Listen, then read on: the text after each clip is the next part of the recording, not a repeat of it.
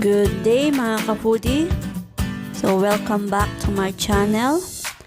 For today, ang gagawin natin ay ang healthy chicken biryani with cauliflower rice.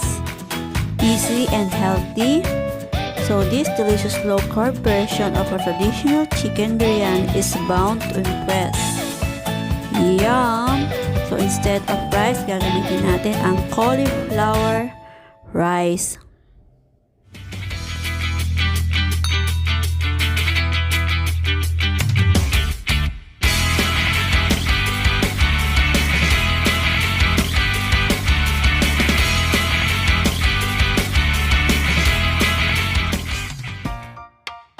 For preparations, i-ready na natin lahat ng ating mga kakailanganin. Para naman sa ating mga sangkap, yogurt, garam masala, turmeric, chili powder, paprika powder, ginger garlic paste, cardamom pads, cumin seeds, coriander powder, fried onion, and tamarind paste. 1 dried bay leaf, 1 red onion chopped, chicken stock cube 1, and fresh coriander chopped. 1 big tomato chopped and chicken breast cut into cubes. 1 whole bunch of cauliflower grated or using food processor. Meanwhile, using a box grater o kaya kung meron kayong food processor, i-grate lang natin or blitz ang ating cauliflower hanggang ma-resemble siya ng rice grains or crumbs. Yan ang ating cauli rice instead of rice.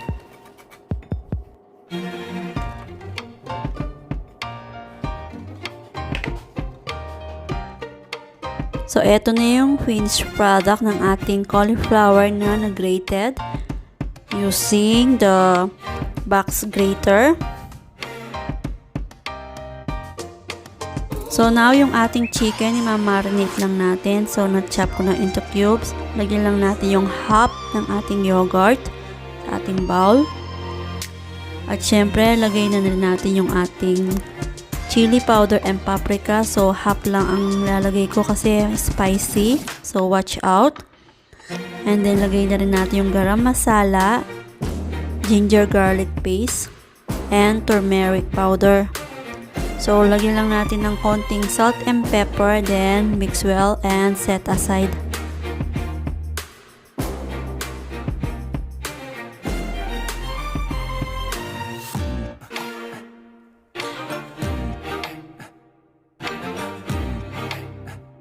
So, split the cardamom pads, open with the back of a knife. Kunin lang natin yung seeds sa ating cardamom pads and then set aside.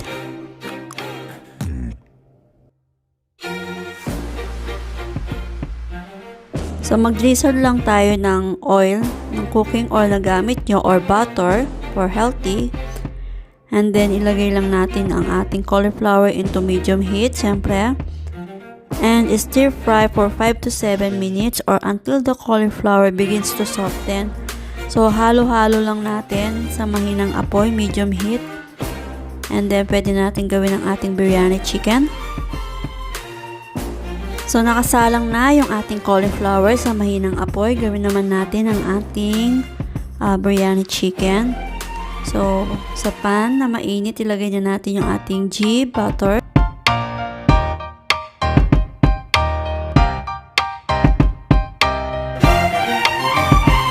Once hot, add the onions and cook for 10 minutes hanggang mag-brown or until golden brown. Reduce the heat to medium. High heat.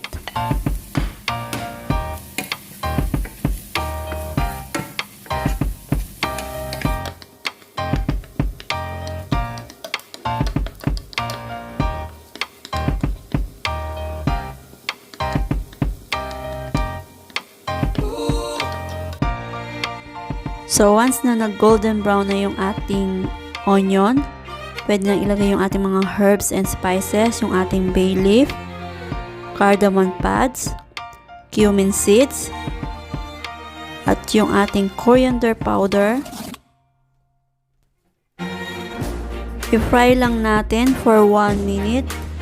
So hanggang maamoy natin yung aroma ng mga herbs and spices.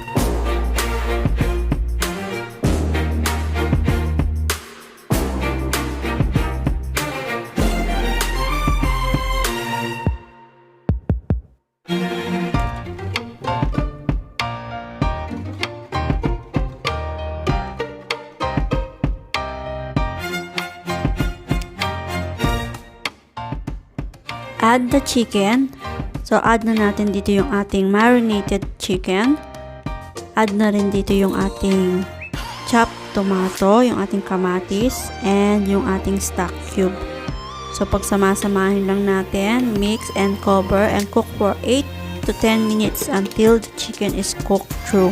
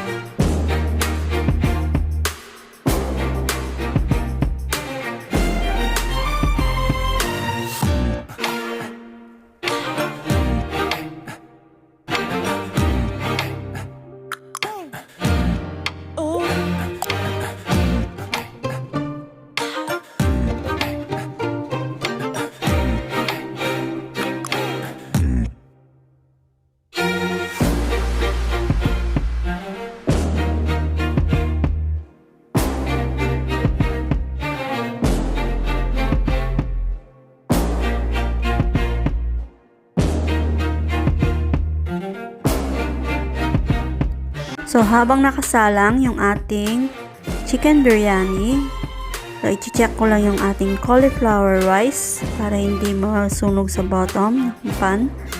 And then, season lang natin ng salt and pepper.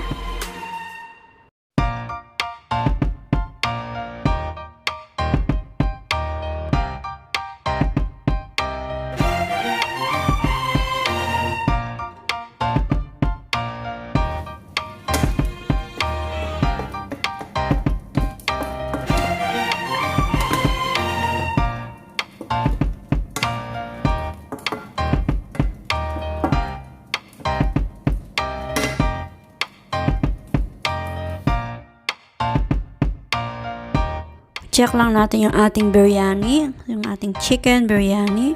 So, yung ating chicken biryani, once cooked through, stir natin yung ating tamarind paste and then pwede na natin turn the heat off.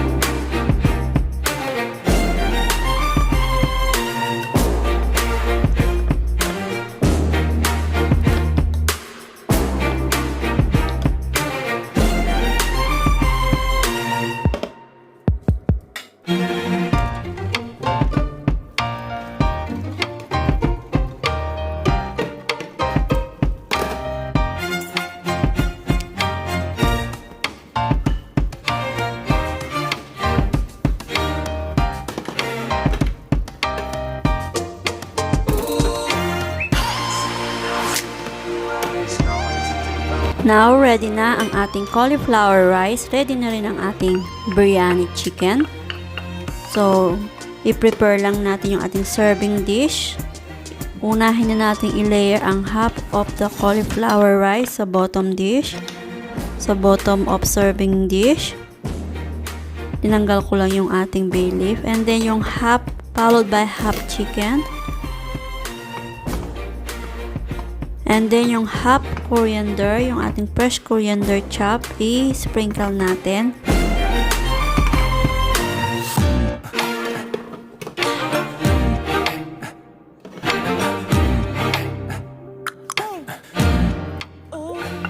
So, ayan, ulitin lang natin. Top with the remaining cauliflower rice, chicken, and coriander.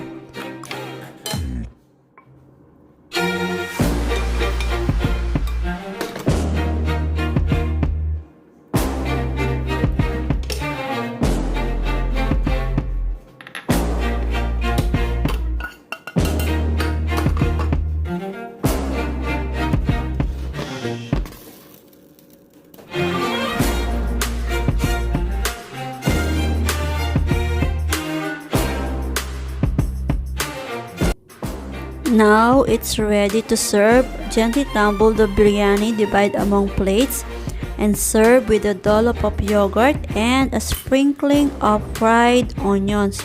So mag-sprinkle pa tayo ng fried onions. Yung ating yogurt, optional kung gusto nyo ng yogurt on the side.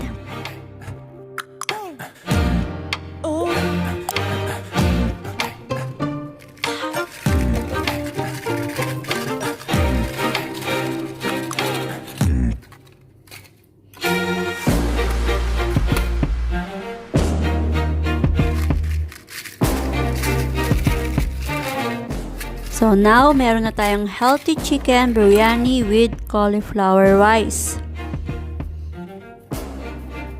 It's ready to serve. Yum! Enjoy food and happy cooking! Thanks for watching! And if you like this video, don't forget to like and subscribe to my channel. Thank you!